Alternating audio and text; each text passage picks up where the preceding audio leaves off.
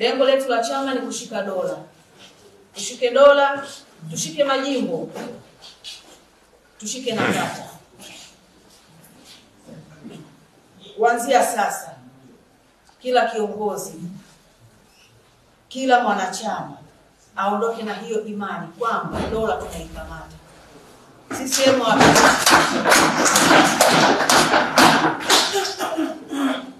hatuiogopi CCM kwa sababu nchi yetu ina katiba. Tutashiriki uchaguzi na uchaguzi utafanyika. Tutashika majimbo.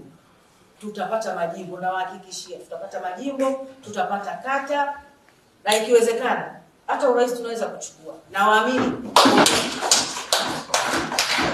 kama mnakumbuka NCCR Mageuzi tulikuwa sehemu ya kikosi kazi cha taifa ambacho kilikuja na mapendekezo ya kufanya makubaliano ya mfumo wa uchaguzi. Kufanya mabadiliko ya mfumo wa uchaguzi. Ndugu wajumbe, mnafahamu kwamba kikosi kazi hiki kiliongozwa na Profesa Mkandala na viongozi wote wakuu wa vyama vya kisiasa walikuwa wajumbe wa kikosi kazi hicho.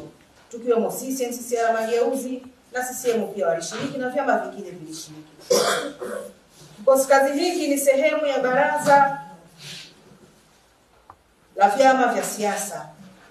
Kikosi kazi hiki kilitoa mapendekezo na NCCR Mageuzi tulikuwa sehemu ya kikosi kazi hicho. Sisi NCCR tulitoa mapendekezo ambayo ndio tuliona yanatutatiza. Cha kwanza ambacho tuliona tunatakiwa kukipendekeza kama NCCR Mageuzi, tulipinga wakurugenzi wa halmashauri, manispaa na majiji kuwa wasimamizi wa uchaguzi kwa sababu tuliwaona kama makada wa CCM. Hatuwezi kuwapa nafasi hiyo. Kwa kupinga hilo, jambo hili limefanywa kazi na sasa wakurugenzi sio wasimamizi wa uchaguzi tena. Bali jukumu hili lipo kwa maafisa waandamizi wa serikali kama nchi jirani ya Kenya inavyofanya, Uingereza na nchi nyingine kubwa huko duniani. Kwa hiyo hili si tatizo tena. La pili, lilikuwa ni madaraka ya rais katika kuteua wakurugenzi wa tume, mwenyekiti pamoja na wajumbe wa tume. Jambo hili nalo limefanywa kazi. Kuanzia sasa, jambo hili lipo kamati maalum ya uteuzi inayoongozwa na Jaji Mkuu wa Jamhuri ya Muungano na Jaji Mkuu wa Zanzibar.